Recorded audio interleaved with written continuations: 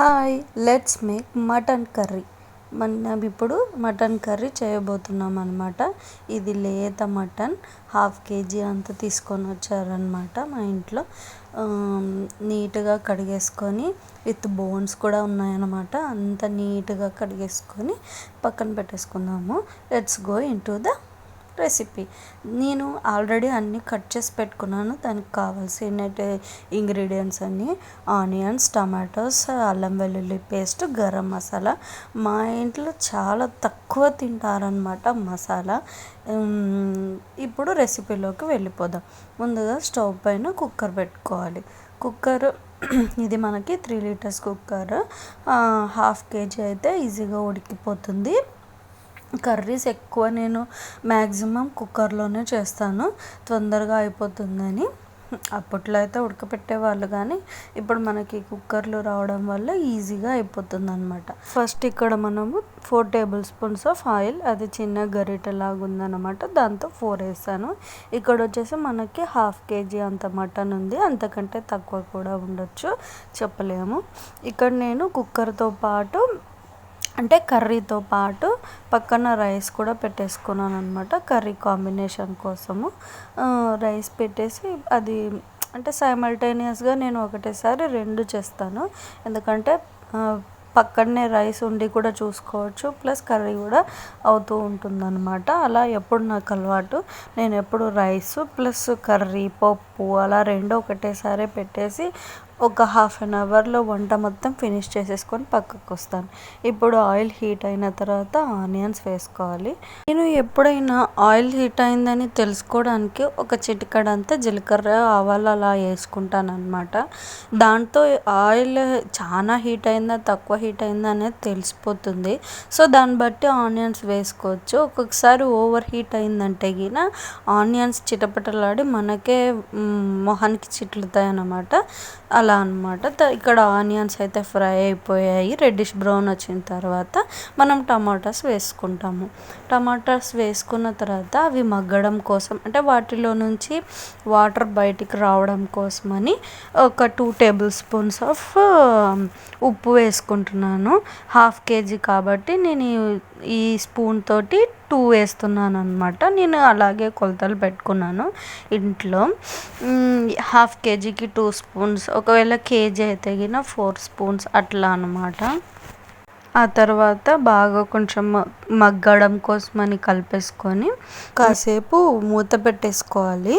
కానీ నేను ఇక్కడ పక్కన రైస్ చూస్తున్నాను కాబట్టి మూత పెట్టాలి అని ఆ థాట్ రాలేదు. సో రైస్ అయితే కొంచెం అంటూ ఉడికిపోయింది. ఇంకొంచెం ఉడికిన తర్వాత అది వంపేసుకొని మగ్గబెట్టేసుకోవడమే. రైస్ పక్కన ఉండేది. ఇక్కడ టమాటాస్ అండ్ ఆనియన్స్ అయితే మగ్గిపోయినాయి. తర్వాత చిన్నగా అన్నీ ఒకటొకటి ఇంగ్రీడియంట్స్ వేసుకుంటూ రావాలి. మగ్గిన తర్వాత కొంచెం పసుపు అయితే వేసుకోవాలి. పసుపు వేసుకున్న తర్వాత అంతా కలిసేలా కలుపుకొని తర్వాత కాసేపు అయిన తర్వాత మిగతా ఇంగ్రీడియంట్స్ అయితే వేసుకుందాము. ఇప్పుడు పక్కన రైస్ అయితే ఉడికిపోయింది. సో దాన్ని మనం ఇంకా వంపేసేసుకుందాం అనమాట. ఇలా నేను ఎప్పుడైనా కానీ గంజి బట్టతోనే వంపుతాను అనమాట. గంజి అనేది ఏం లేదు, మంచి కాటన్ క్లాత్, అలాంటిది లైట్ కాటన్, అంటే చెక్స్ అనేటివి దూరం దూరం ఉండేలాంటిది తీసుకొని అలా చుట్టేసుకొని తీసుకుపోయి ఏదైనా డెస్క్లో వంపేయడమే. అలా వంపడానికి ఎన్నెన్నో కొత్త కొత్త వెరైటీస్ అయితే వచ్చినాయి, ప్లేట్స్కి హోల్స్ ఉండడం అలా. కానీ నాకు ఇదే అలవాటు అయింది. ఇప్పుడు కర్రీలో అయితే మనం అల్లం వెల్లుల్లి పేస్ట్ అయితే వేసుకుందాము. నాకు ఈ రైస్ వంపడం అనేది మా అమ్మ వాళ్ళ ఇంట్లో నుంచి అలవాటు. మా అమ్మ వాళ్ళు కూడా గంజిబట్ట యూస్ చేసేవాళ్ళు అనమాట.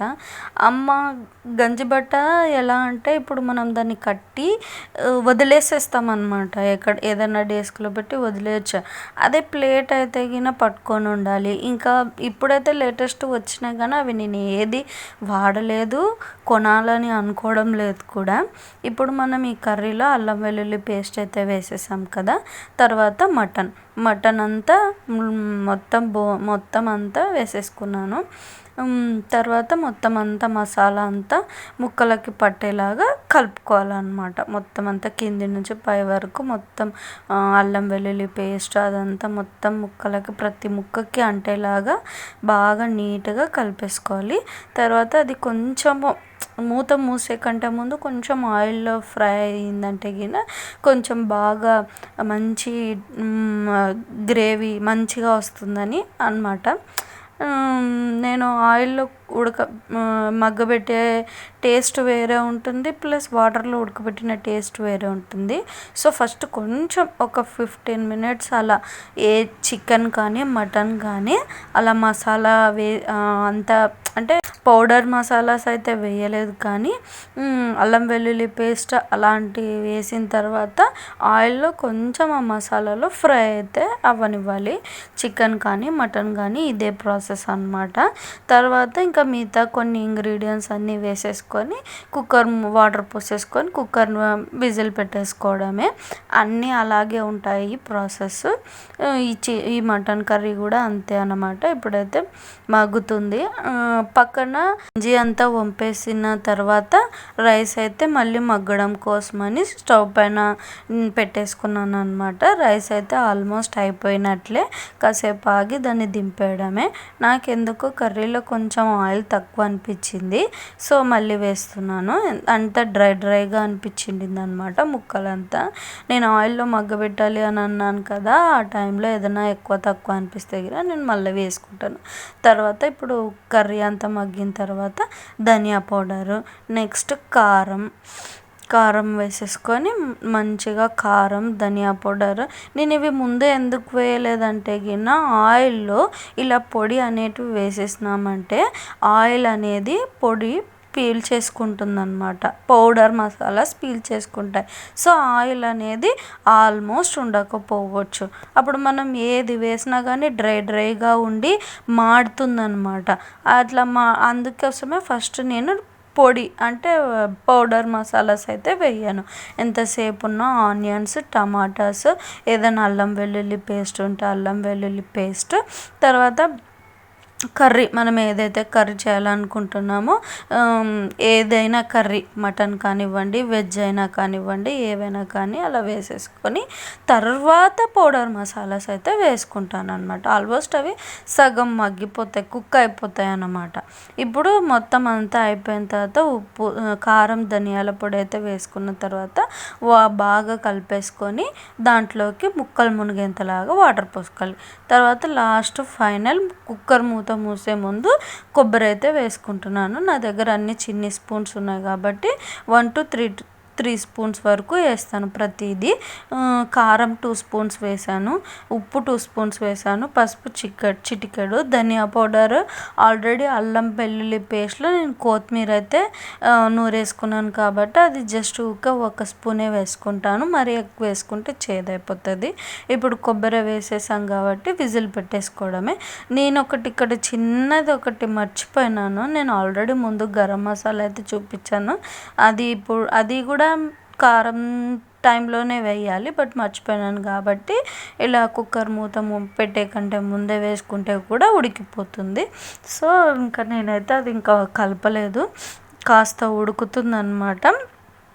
తర్వాత దానికి మూత పెట్టి మా కుక్కర్ వచ్చేసి కొంచెం విజిల్ ఎక్కువ కొట్టేయాలన్నమాట. దాదాపు 10 విజిల్స్ వచ్చే వరకు ఉడికిచ్చేసుకొని తర్వాత దింపుకొని దాని అంత గ్రేవీ ఎలా ఉంది, కన్సిస్టెన్సీ ఎలా ఉంది అనేది చూసుకొని మనము నెక్స్ట్ అది ఇంకా కొంచెం గట్టిగా అంటే గ్రేవీ కొంచెం తక్కువ ఉండాలా ఎక్కువ ఉండాలా చూసుకొని మనము కంటెంట్ ఎక్కువ అంటే గ్రేవీ కంటెంట్ ఎక్కువ ఉంటే అవి ఇంకిపోయేంత వరకు కాసేపు ఉడకనిచ్చుకోవాలి. లేదంటే అదే అంతే, ఇంకా కుక్కర్ విజిల్ కొట్టేసిన తర్వాత దింపేసుకోవడమే. ఎంత లెంతీ ప్రాసెస్ అయితే కాదు. ఇప్పుడైతే నేను కుక్కర్ మూత తీసి చూపిస్తున్నాను. నిజమంటే వాటర్ ఎక్కువైపోయి గ్రేవీ అయితే ఎక్కువైపోయింది. ఇంత పులుసు రైస్లో తింటే కూడా అంత టేస్ట్గా ఉండదు అనమాట. నాకైతే నచ్చదు. ఏదో ఉప్పు కారం ధనియాల పొడి వాటర్లో ఉడకబెట్టుకొని తిన్నట్లు ఉంటుంది. సెమీ గ్రేవీగా ఉంటే గిన నాకు ఇష్టం అనమాట. సో కాసేపు మంట అయితే కింద పెట్టేసుకొని మళ్ళీ ఉడికించుకుంటున్నాను. ఇక్కడ అన్నీ ఇక్కడ మనం అన్నీ చెక్ చేసుకోవాలి. మనకి ఉప్పు సరిపోయిందా, కారం అవన్నీ ఈ టైంలో చెక్ చేసుకున్నామంటే గిన మనం అన్నీ ఏదైనా అడ్జస్ట్మెంట్ ఉంటే గిన వేసుకోవచ్చు అనమాట. ఇప్పుడు సెమీ గ్రేవీ కన్సిస్టెన్సీ వచ్చిన తర్వాత దింపేసుకోవడమే. అట్ లాస్ట్ నాకు కూడా మిగలలేదండి మటన్.